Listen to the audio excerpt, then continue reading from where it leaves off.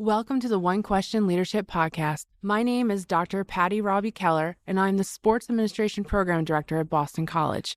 I manage the Masters in Sports Administration. What I love about our program and leading our program is that all our faculty work in sports.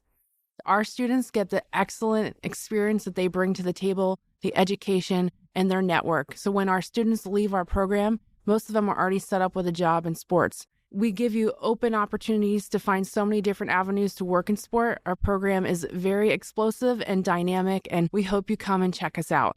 Our entire program is $42,000 a year, and it can be done in 18 months, online or in person. Thank you for listening, and enjoy the episode.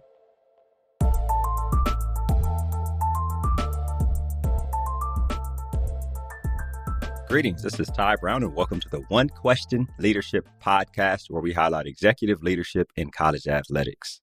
Our guest today is Otis Wiley. Otis is the general manager for Michigan State Properties. Greetings, Otis. Thanks for joining us.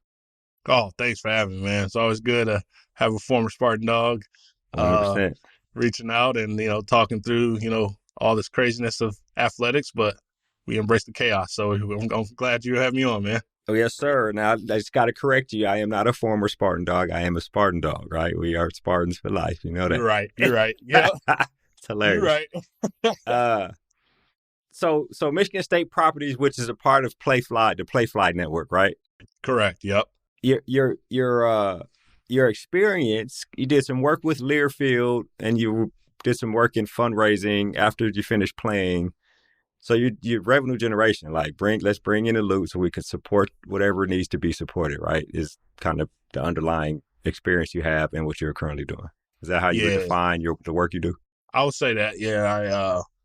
First opportunity to get into at collegiate athletics, Mark Hollis, obviously our the former AD at Michigan State, saw me on the sideline of the spring game, as we always come back to support our program. And I always randomly that he's just walked past me and said, what is it going to take for me to hire you? And no one's ever even addressed that to me, right? So I'm thinking it's a joke, but also, I took some seriousness in that statement. So followed up with him and, kind of asked him what did he have in mind, because, I did want to be an AD, right? That was something that, I felt like once I learned the whole org chart and like this business of athletics, I was like, I think I am suited for that. So he said, in order to be a great AD, you got to bring in dollars. You got to secure fundraising in dollars. And so started out as a fundraiser. I've always been broke my whole life, so it's easy for me to go and ask for money. Yeah. But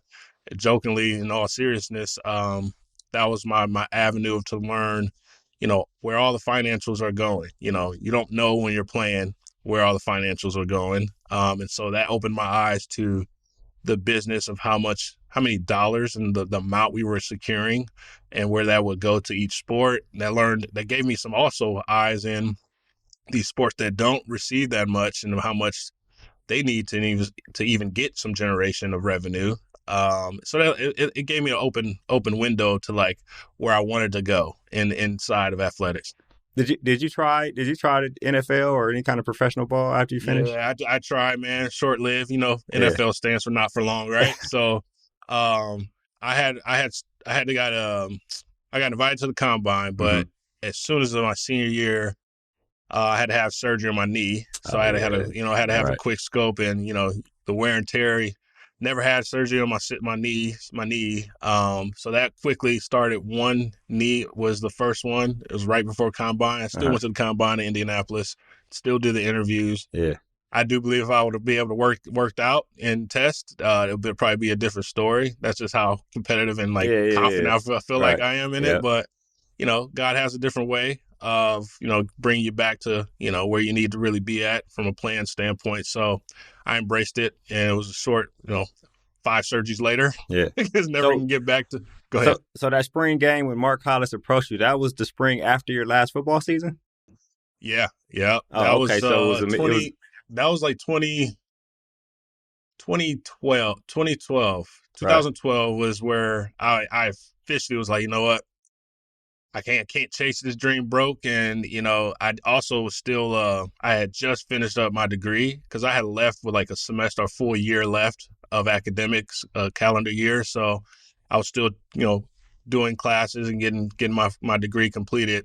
And so my wife basically set me down, or fiance at the time, she set me down. Was like, look, either you in or you out. Yeah, like, what is you And, doing here, bro? and for me, that was a full out, like, you know what, I need to get my degree. And Coach D'Antonio was a guy that kept on guys who didn't finish, and was like, finish what you started, complete the circle. And then you realize, like, guys that need to complete the circle gives APR points back for the future, right? So you need to do your part. Yeah, right, exactly. So Part you of the whole, learned that. right? You learned that really quick too. Yeah, it's interesting. And the reason why I asked that line of questioning is because, you're a year out from being a student athlete, and then you get into this fundraising job and you get exposed to how the money in college athletics works. And it's like, this is like probably eye-opening for you. Like, whoa, I just was playing. It wasn't any, but now you're telling me that multi-millions of dollars are going here and going there, and this is supporting that, and this is not bringing anything, but that's just as important. Like that's seemed like it would have been an eye-opening and probably a educating experience for you. Oh yeah, for sure. I feel like I was the conduit of like answering and educating our fellow teammates. Yeah, 100%. Especially, they always want to say pay it forward, and give it back to what the program gave to you, this university, and that was the base of foundation of fundraising and asking for, gifts and soliciting those gifts, because you gotta give a nice heartstring and like tug to your alma mater. But essentially, these dollars do help.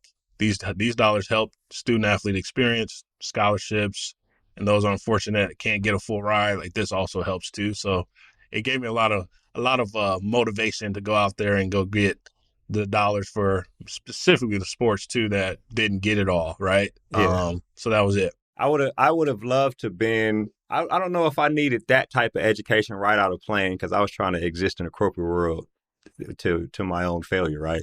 But I would have liked to be somebody a year or two younger than you, still on the team, still connected to you, while you're getting this exposure, so I can pick your brain on how this works. How would I need to be thinking about? Because I knew I wasn't going to the NFL. I knew that that was it, scout teamer for life, right? And so I would have loved to pick your brain as a younger player while you were working connected that close. Because I don't know who was fundraising for Michigan State when I was playing. I doubt it was any young black men, you know what I mean, kind of situation. Yeah. So I feel like Martin Jarman was here.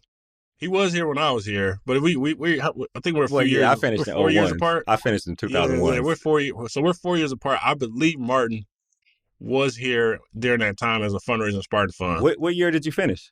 I finished in 08, but in 05, 06, he was still here. Okay. As a fundraiser, so I think he did about 5 to 6 years. Okay, so he might have just got there to state when okay, that's right. I didn't know him. You know what I mean? Didn't have any exposure. Yeah, and I knew him. I seen him, like, because you start to pay attention once that clock starts to wind down, and like, to your point, like, I know NFL is a plan, but I'm not putting all my eggs in this basket, because you've got a lot of wear and tear on the body.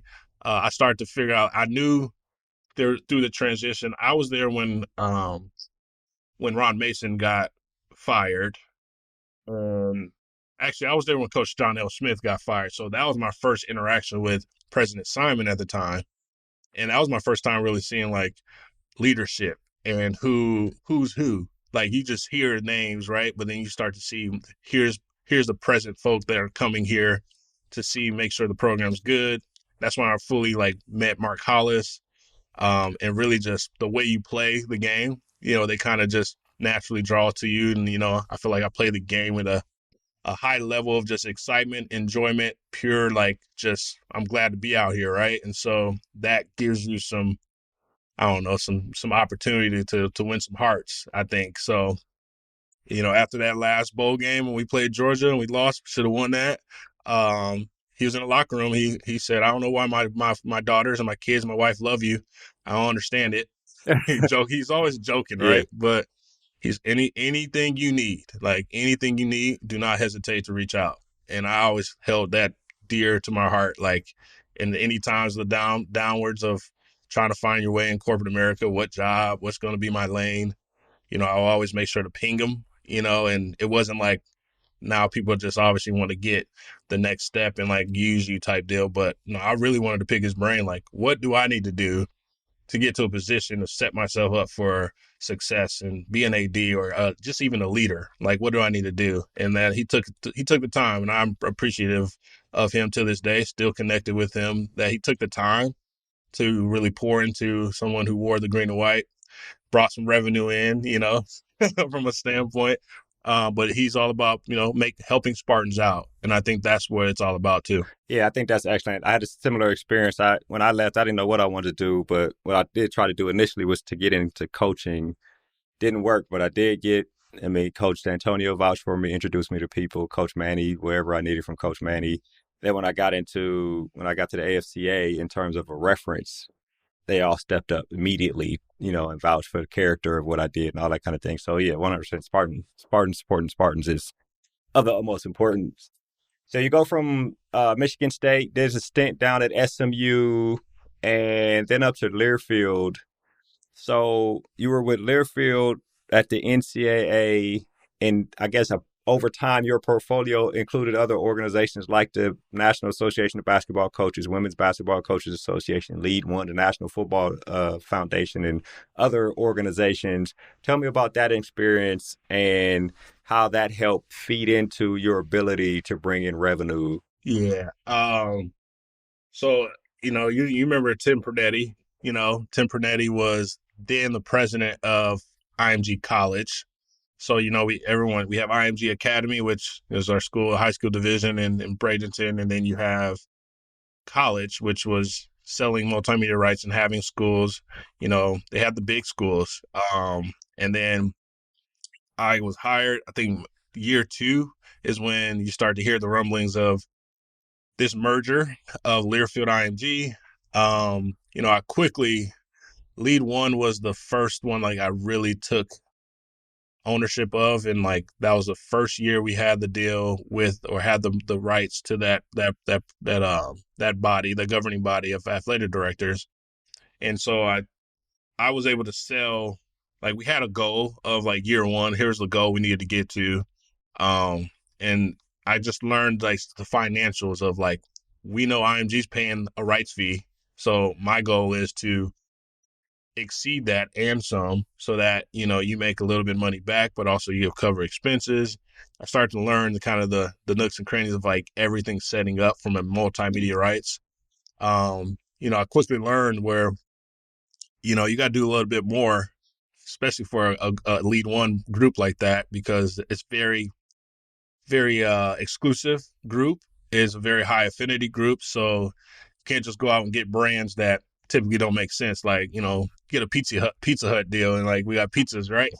So, you got the athletic director endemic companies. Like you got the ones that want to really work on, a fundraising arm, or you had, Under Armour, anybody, you had the apparel companies, because you had schools that were Under Armour, some Adidas, some Nike. So you had some of that. And you wanted to get like everyone that wanted to have a play or hand in it. They obviously want speaking opportunities, and working with Tom McMillan, we want to keep it sacred from a programming standpoint, but you got to kind of fight tooth and nail of like, look, this CEO is going to commit X amount of dollars. They need to have some type of intro, right? Like even if it's intro to a lunch or into a program, somebody be on the panelist to connect with. Like they need some type of inclusion to make the dollars work. So that helped me. Like I did everything from A to Z: secure the deal, activate, work on planning, set up interviews, set up everything. So that learned a lot, where it started from the ground floor, and it kind of gave me the skill set to then take it to the next level of, we had the National Football Foundation. So all in all, like that's the dream of every former football player, that, you want to be in the Hall of Fame, College Football Hall of Fame. And that was the big event of having that dinner in New York at the time. And so you kind of be able to see that my year 1 was going to New York, and you're sitting at the table and Peyton Manning gets inducted. You had Jerry Jones. I was able to meet my idol in Ronnie Lott, right? Like he's sitting next to the table. So like these places that I've probably surely never thought I would be in the room, this opportunity allowed me to get in the room. Once I crossed over from fundraising to IMG, then to Learfield, I'm amongst people that, you know, you admire across the states or across the nation, and they're in the room with you. And so at some point, it's you just thank God that you're in it, but you also still think about it's all about revenue. Yeah, it's all about revenue, So, right? That's excellent. so I learned a lot from managing these governing bodies, because you got to do more, because there's certain events tied to a corporate partnership. And so you got to really get creative. You got to be persistent. You got to be aggressive, because, you know, there's 1,000 other people like me calling on this same person, and trying to win those dollars. And so you got to be strategic how I differentiate myself or whatever I'm presenting to them. I got to differentiate it to a certain standpoint to win those dollars. So I learned a lot, man. It was like I had no marketing background, but sales is sales. And I think that's Tim Pernetti told me, like, if you can sell, you can sell. You can learn whatever we're selling in the content and the assets. But like, if you're a good seller, you're a good seller. It doesn't matter what you touch. So I always kept that to heart as well. Yeah, which is important. And so you were the I don't know if it was general manager at the time, but wasn't NCA one of the properties? Oh, I was associate GM so I was under. So we had a GM and then we had a VP, but I was a third in line, so associate GM. So I was the main point on the WBCA business and Lead One business. And then we all tapped into working for the NABC and then the Naismith Basketball Hall of Fame. We call it cross-selling. So we all worked cohesive. It was like a 4-man team. Right. So let me tell you where I'm confused at. Go ahead. So being in the group that was representing, when we say NCAA, do we mean the NCAA including and all these other organizations? I mean, so yeah, so that's where I'm confused. Good question. So the NCAA owns the rights to the NABC, WBCA. Oh, okay. That's where I was missing that information. Got it. Yep. Yeah, and so when we come in, it's like, well, the NCAA doesn't have, not say the bandwidth, they did, but they do. Is okay, we're going to hire a third-party marketing firm, or us, or IMG, Learfield at the time, to monetize these rights. I got it. So NCAA is paying a direct fee yearly. Well, the goal is to go out and, like I said, increase those dollars to make it, you know, exactly positive. Right, to cover the cost of that fee and get more. Right, correct. Exactly. No, it makes a lot of sense now. So you're at Michigan State now, just over 2 years, right? As you say, you're going into your third season. Of course, we always think seasons as football players. Michigan State properties, and this is a Playfly property. And were you at Michigan State when they switched over from, because they did everything in-house initially, right? And then they decided to bring it. Last school in the nation to go, I would say last Power 5, I feel like, school to go. That was in-house. To go external. It was in-house. And so I think at the time I was here when Mark was having the conversations on to monetize and like set this up with Fox Sports. So I think they had an RFP, they had IMG, they had Learfield, they had Fox Sports, and I think some other JMIs of the world.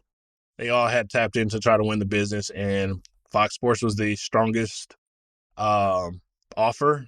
And so I was in Dallas when they inked it, because in 2016 is when Fox Sports took over. And then from that 2016 to 21 was Fox Sports and Playfly during COVID. Built Michael Schreiber, our CEO, built a strong plan to get into college sports and all about digital media, about innovation. Playfly was the name, and then he went out and purchased and bought Fox Sports and Outfront, joined them into one. So that's why you see, we've been in the game for 20 plus years on the college property standpoint, but the entity Playfly is only 3 years old. So as we grow, it's been a good ride for the years of I've been a part of it. Yeah, which is excellent. So general manager of Michigan State Properties, it's always good to be back home, right? In terms of being on campus, being a Spartan. It is. it probably makes it a little easier to sell things if you do have to sell things, but you still got to convince people to give you their money, and then you provide them with some type of value. Talk to me about your experience there in 2 years. Really two things. Biggest celebration, maybe the biggest accomplishment you have made in terms of businesses or something like that, and the biggest challenge and how you overcame that challenge. Yeah. Oh man, that's a great question. Biggest celebrate. Um, I would say we more so the transition was I was very excited because you're coming back home and you've been away from your home or where you kind of grew up as a man for 7 years. So coming back, kind of have new skill set you've learned. You've learned kind of how to do things. You've learned what not to do. You learn how to really be a better strategic planner and thinker. And so when I got here, it was the property was at a healthy place. When I say healthy, they were trending of like hitting goal already. So I came in where I was able to focus on kind of mending our relationship with Michigan State athletics. So people, when I got here, I had to really go against not being Otis, Wiley, Spartan Fund, because that's how I built, my reputation on a standpoint of donors knowing who, one, I'm a player, former player, but also I was a Spartan Fund. So when I came in, everyone thinks I'm in-house, I'm athletics. And it's like, I am, but I'm more so vendor and Michigan State is a client. So I kind of had to Delineate. educate and kind of do that awareness. And still have to do that to some element right now. When But you said mending the relationship, tell me about that. yeah, so there was a lot of transition. Okay. Yeah, it was a lot. Throughout the Fox Sports relationship. There's a lot of transition. ADs, presidents, and Michigan State went through all the things. The Nasser issues, and then you had just a lot of transition where my predecessor had to be he had to be not the bad guy, but he had to be the value prop guy. So when he came in and had to clean house on value proposition, he had to ruffle some feathers and really get this property to a value proposition that's going to be beneficial for Fox Sports at the time, and then also Playfly. So me coming in, there's a lot of some deals that aren't as, I would say, conventional, or that are outside the box brands. He got done, and it was all about, like you said, revenue. So the kind of relationship of like, not trust, but you had to know exactly that you had Michigan State's branding and like who they are at top of mind when you're out in the market. And so for me, it was to be able to be like bridging that gap of a cohesive team of, yes, we are the MMR marketing arm, but we also make sure we're educating, and we're also keeping everyone in the loop, and who's who in athletics and who's on our staff. So I had to come in really clean that up of like, here's who we are, and we're not just out in the market selling hot dogs and burgers and like you not knowing who we're selling to.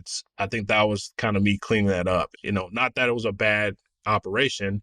It was just you had to really fine tune it so that we can get on a better trust factor. Yeah. So that's kind of where I'll celebrate that, because I had to really dive in, deep, and like understand what happened in the past, and then really dissect what's going to work moving forward. And then you still got to fine tune things as you keep moving on, and still maybe some hiccups along the way, but it's all about one team. That was my whole mindset. Like, look, I know we're separate entities, we're external, but in my mind, we're one team out in the market.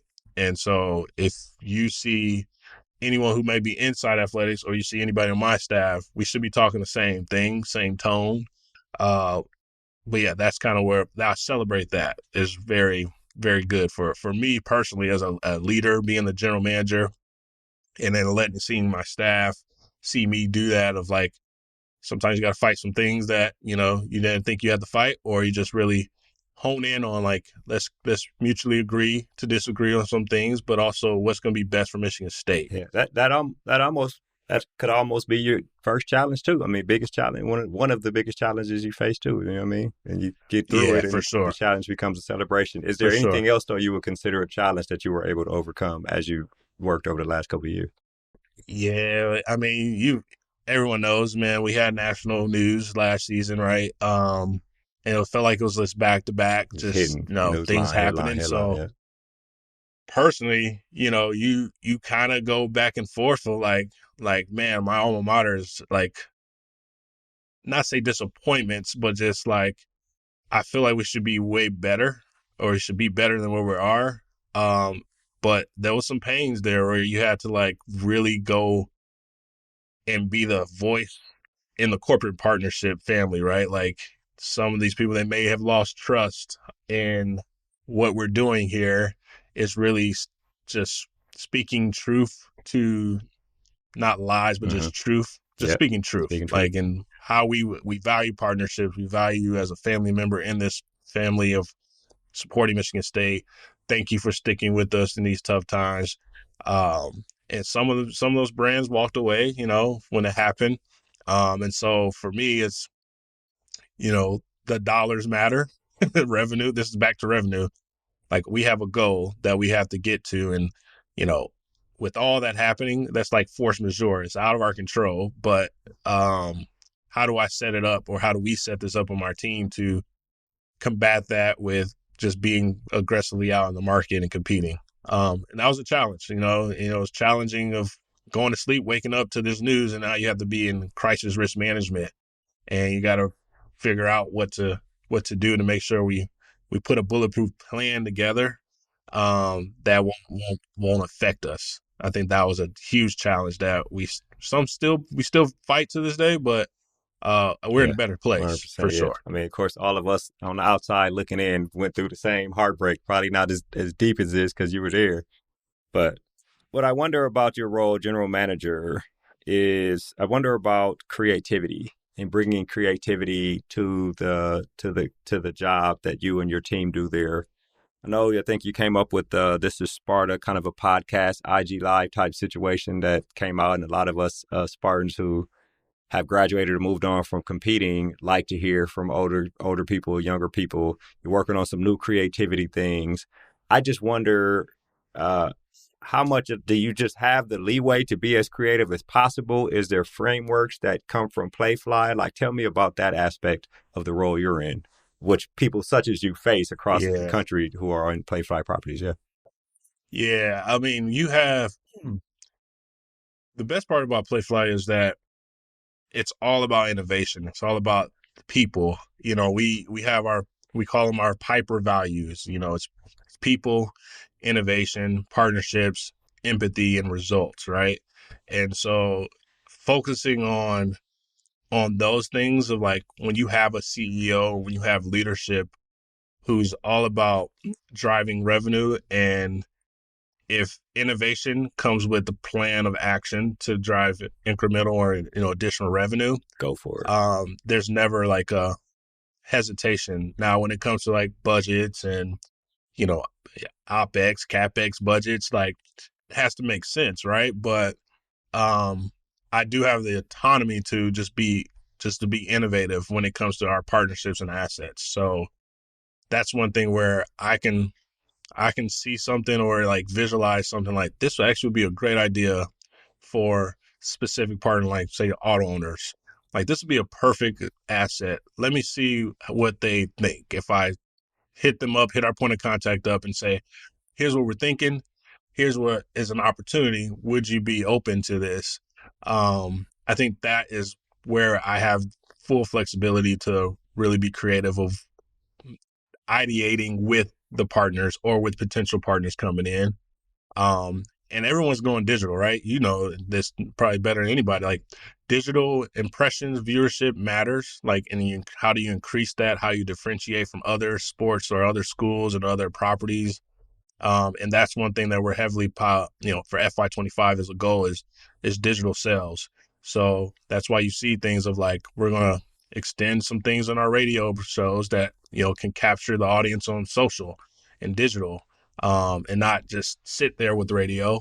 We want to obviously get more eyes and ears hearing about our sports, which also gives opportunity or platforms for the partners that are paying for these platforms as well. So in a nutshell, I do have creativity, autonomy to be creative. Still work with my VPs and Christy and leadership team. But How I think that's how it. big is your team at State, the Michigan State Properties team? We have 10 people. 10 staff members. So I got 4 sellers that are actively 100% selling. Then we got 3 partner service managers. And then we have a group of interns that we circulate throughout the year. Some stays on for the full year, depending on the years in school, or we'll have seasonal semester interns. But we treat our interns as coordinators. Like, it's not just your regular internship. We can throw you right into the fire and you find out how to really work, because that's how I learned, is trial by error. Yes, you still got to work with us, but I trust that you are a young adult to bring in some of your expertise and help us get to the goal. The creativity you talked about, is that a part of the culture amongst the staff that you have with Playfly? I mean, with the Michigan State Properties? Yeah, it is. And there's some things that Okay. we create. You still got to get a little bit of stamp of approval if it's something that's not done before, because here we have a team who helps activate our partnerships and our contract assets. But then you have internal marketing and fan engagement who help us activate a lot of, majority of our assets and these partnerships. So if it's something new, creative, then, we work with internal marketing to get buy-in before we kind of go to market on that, because you don't want to sell something that you created without them understanding and knowing it. And because if you do that, there's obviously some friction, or there's maybe some pushback because it's never been done before, or we don't have that capability. So you got to do a lot of work behind the scenes to hopefully get to that common thread and goal. Yep. You think about you as a leader, 10 people working for you, young people, you get the people who are in these full-time roles around you. I wonder how you, especially in a position where revenue is the primary, right? I wonder how you evaluate yourself. Is it all numbers, or tell me how you're evaluated, by the people you report to, either Michigan State, Playfly, however you do it, but then also how you evaluate yourself in terms of being successful in that role. Yeah. As a student athlete, numbers don't lie, clearly, right?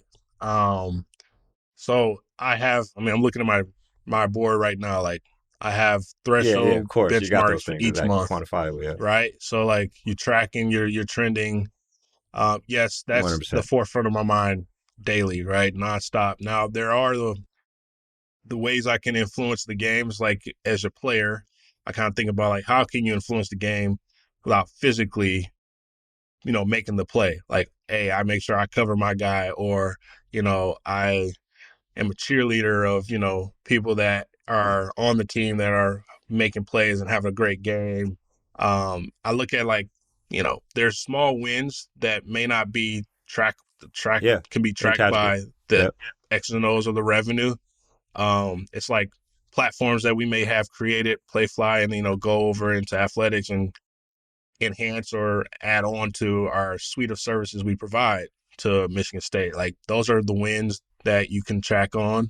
Personally, I've always been a lead by example guy. I've never been a rah guy in speaking. No, I can speak, but I lead by example. Practice what you preach is very something that I hang my hat on, right? So I can't go and tell them, hey, I need you to go out and sell more, do this, do that. And I've never done that as a seller now, which I have done it. So what I'm trying to get to the team is, look, we got to be aggressive and patiently aggressive, because if you're not aggressive, then you're missing these budget timelines on some of these brands and these agencies that you won't get the dollars. You won't win the dollars. So you got to be aggressive. This is when you win championships. Is May, June, July, right? Because kickoff is really our target to be at 100% to go. Because once you get there, there's nothing but icing on the cake. as basketball season starts. You got volleyball, you got hockey and all that. So that's the goal, is you want to get to go by kickoff. And when you do that, like, that's when the train is rolling. Like, it's strictly going smooth sail on cruise control, and you're able to then go to the next fiscal year. If you hit goal, then you can able to turn the page, still trying to sell, but then getting years and years out of getting business where you can then put like a cushion of attrition that happens everywhere. So you just want to make sure you have something to fall back on when some of these brands say, you know what, our timeline is exhausted on this partnership and we're going to move forward with a different direction. Well, I'd rather have people that have built it up so that when that does fall off, it doesn't hit us hard. So that's where you constantly just mentally building plays. Right. How far out, when you get through this June and July, how far out in terms of years do you want to be? I mean, look, I always want to be a year ahead, right? And so it's really tough because I mean, brands are getting smart. No, I say brands, they always been smart, but dollars come with, you need immediate ROI. The results are now. Some brands are here because they love Michigan State and they will always be here, have historically been here. But you got others that you try to get them in multi-year deals so that you don't have to keep doing this every year, because we have some of those single year deals. But, I'm a firm believer you can't activate one thing in 1 year and expect, because you got to consistently have this system going each year.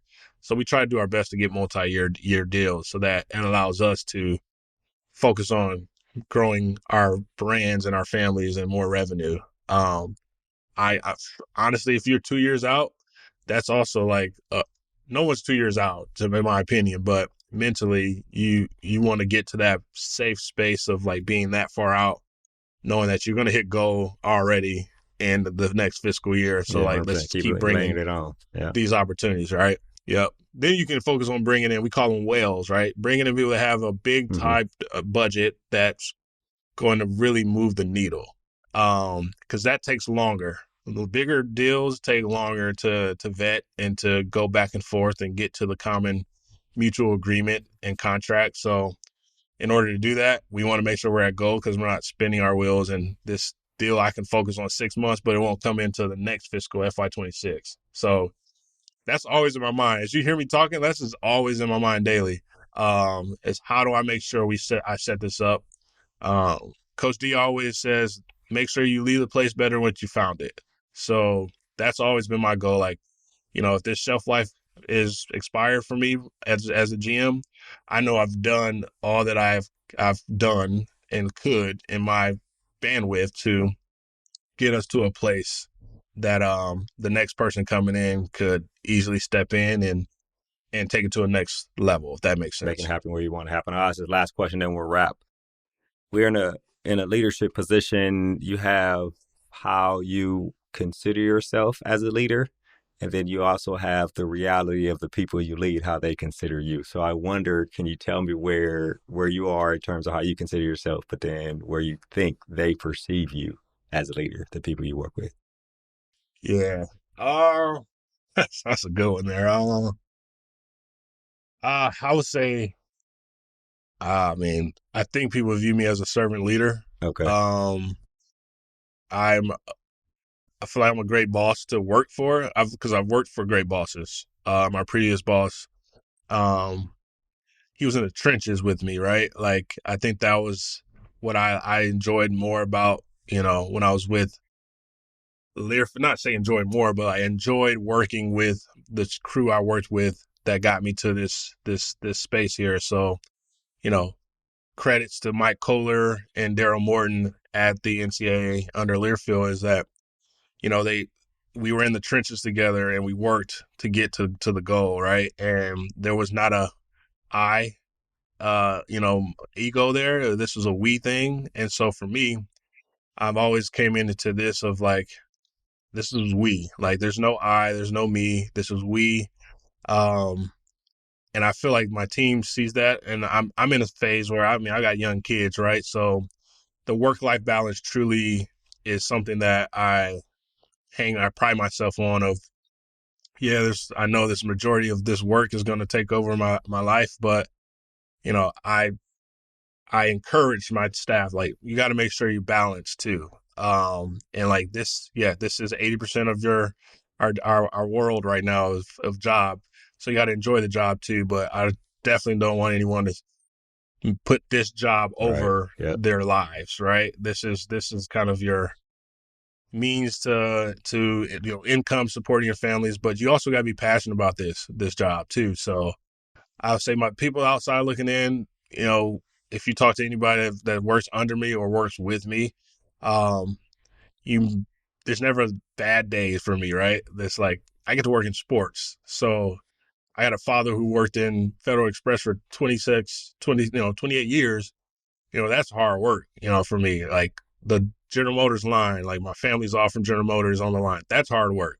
Like for me, like we're not doing hard work. So you got to look at those blessings. You got to look at those things as a leader of like, I thank God I'm here at this spot, but how do I help encourage and build people that are reporting to me, but also people that are coming to the nucleus of Otis, Wiley, and general manager, Michigan State Sports Properties. They get the same Otis than, not a high up there type guy. I'm not that type of guy. Like I'm down to earth from Flint, Michigan, man. Like, you know what I mean? Like right here with I'm blessed to be here. So you feel like your staff sees you in the way you just described yourself. Yeah, I do. I mean, I'm all about getting to the money. But I'm also not going to lose who I am for it either. But they see me in the trenches. Like they see me working. I'm not just over top and coming in and telling them what to do. I'm all about input. I'm all about, like, everyone has to feel good, especially with our number and how we put numbers out there. Like, we're leaning on each other to get to the goal. So if someone's slacking or someone's like having a hard time, well, we're going to bring them up with us, or we're going to help to build and strengthen that link, because, you are as strong as your weakest link. Coach Manning clearly embedded that to us all, right? So take what you learned from past and put it to what we're doing now, and hopefully build a solid plan for the future. Yeah, that's excellent. Well, Otis, I mean, I'm always happy to see Spartans in place and doing high level things, especially when you talk about being in place at Michigan State. I really appreciate you joining us here on the What Question Leadership podcast.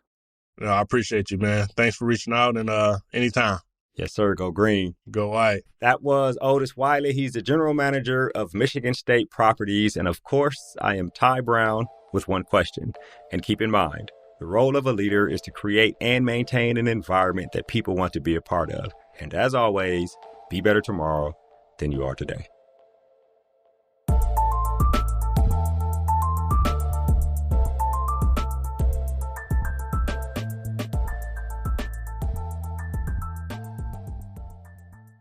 This episode of the One Question Leadership podcast is produced by Spades Media Group, solving problems using creative leadership.